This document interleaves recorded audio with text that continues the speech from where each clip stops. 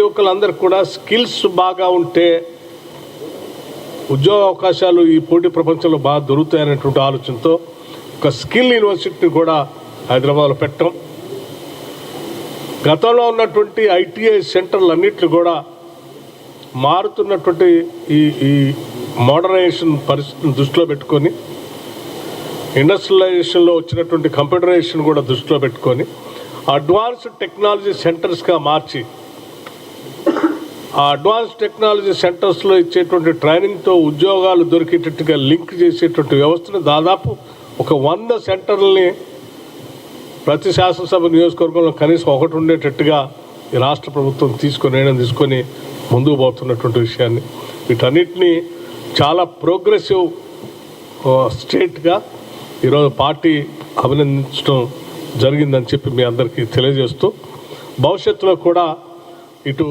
అభివృద్ధి ఇటు సంక్షేమాలని రెండింటిని కూడా 2 కళ్ళతో ముందుకు తీసుకుపోయే కార్యక్రమంలో భాగంగా వెళ్ళటం కోసం పార్టీ నిరంతరం కావాల్సిన సలహాలు సూచనలు కూడా ఇస్తామని చెప్పి పొలిటికల్ అఫైర్స్ కమిటీ చెప్పడం జరిగిందని ఈ సందర్భంగా మనం చేస్తాం. Thank you.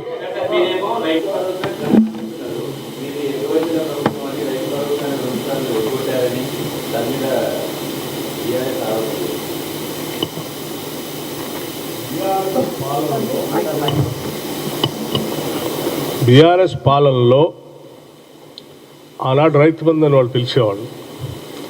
ఎన్నికల కంటే ముందు ఒక సీజన్కి వాళ్ళు అసలు పూర్తిగా వేయకుండా చేతులెత్తేసి వదిలేసి పోతే మేము వచ్చిన తర్వాత ఇచ్చాం. ఈ విషయం బహుశా అటు రైతులు తెలుసు, మీకు కూడా తెలుసు.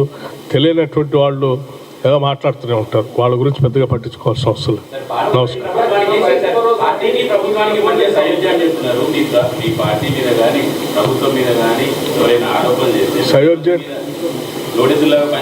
సయోధ్య అంటే ఈరోజు పొలిటికల్ అఫైర్స్ కమిటీ మీటింగ్ జరిగింది.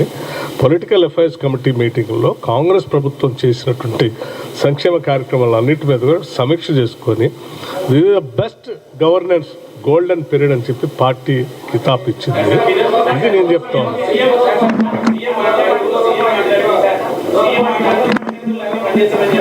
తప్పనిసరిగా ప్రభుత్వం ఎప్పుడు కూడా ఒక నిమిషం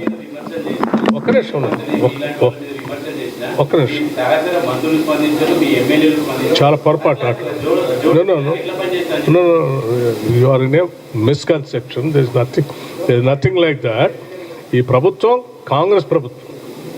కాంగ్రెస్ ఆలోచన విధానాన్ని భావజాలాన్ని ఈ ప్రభుత్వం అమలు చేస్తుంది. ఎందుకంటే ఆ భావజాలాన్ని చెప్పే మేము ప్రజల దగ్గరికి వెళ్ళి వాళ్ళ ఓట్లు అడిగి వచ్చాం.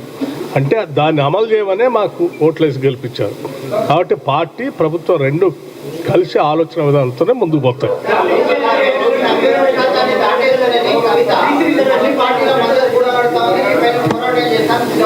ఏమ్మా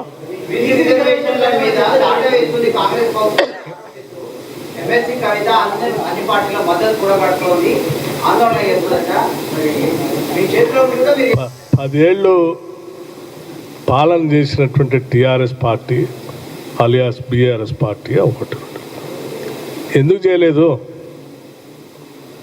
మేము లాజికల్ కంక్లూజన్ తీసుకొని రావటం కోసమే సైంటిఫిక్గా కాస్ట్ సర్వే చేపించి ఆ వచ్చిన సమాచారాన్ని క్యాబినెట్లో చర్చించి శాసనసభలో కూడా పెట్టి శాసనసభలో 42% రిజర్వేషన్ చేయటం కోసం కావాల్సినటువంటి బిల్లుని పాస్ చేసి గవర్నర్ గారికి పంపించి కేంద్రానికి పంపించాం. ఇది ఈ ప్రక్రియ అంతా తెలిసినటువంటి వ్యక్తులు ఇలా చేస్తే బీసీలు మేలు జరుగుతున్న ఆలోచన ఏమాత్రం ఇంగిత జ్ఞానం ఉన్నా ఈ కాన్స్టిట్యున్సీస్లో వాళ్ళు పాల్గొనేవాళ్ళు, వాళ్ళు హర్షించేవాళ్ళు, అభినందించేవాళ్ళు.